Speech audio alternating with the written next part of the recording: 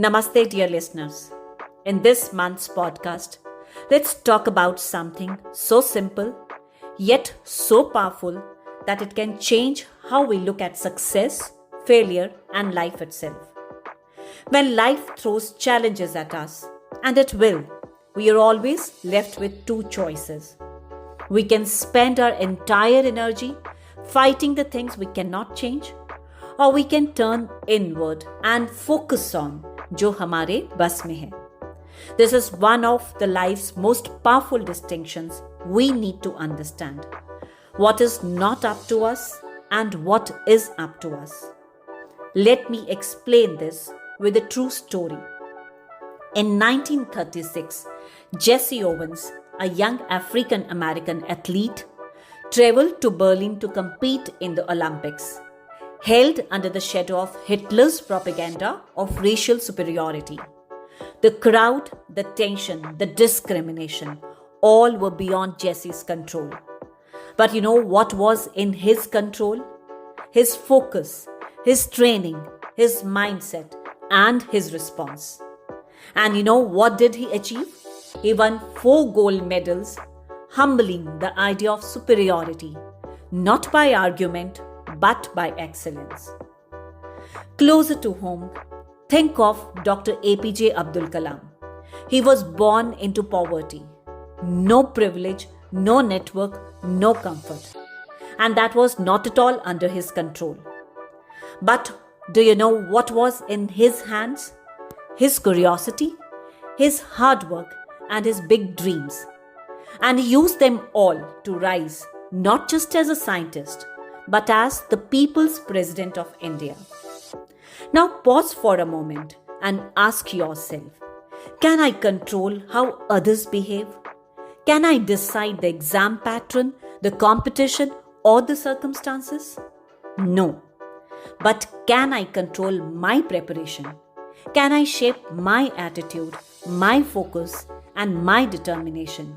Absolutely yes. Dear listeners, the real winners in life are not those who get the best conditions, but those who make the best of the conditions they get. In life, the weather will change, people will criticize, results may not always favor us, but your honesty, your courage, your decisions, your attitude, these are your weapons. So use them well. So instead of saying, I wish things were easier, ask, how can I grow stronger in the face of this? Let me now bring you to the story of Malala Yousafzai, a young girl who wanted to study. World tried to silence her. Violence, threats, and loss surrounded her. But do you know what stayed in her control? That was her voice, her conviction, and her refusal to become a victim of fear.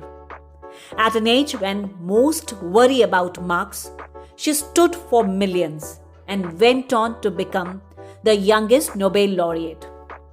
So instead of saying, why did this happen to me? Ask, what can I learn from this? What can I still do? In that shift, you move from being a victim of life to a shaper of it. Today, more than ever, we need young minds who are not merely intelligent but resilient. Minds that can tell the difference between the noise outside and the signal inside. So always remember, you cannot control the tides, but you can build a ship strong enough to face them. The moment we stop arguing with the storm and start steering our own ship, that's when life begins to respond. Your thoughts, your choices, your persistence, that is your true strength. So dear listeners, hold on to that, refine it, own it, and the word, unpredictable as it is, will find you remarkably prepared. So the wisest investment is in mastering what truly belongs to you. So always stay steady, stay grounded, and keep walking your path, but with a purpose. Thank you.